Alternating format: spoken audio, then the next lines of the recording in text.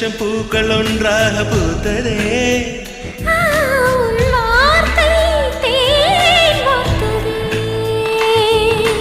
மௌனம் பேசியதே, குளிர் தென்றல் வீசியதே.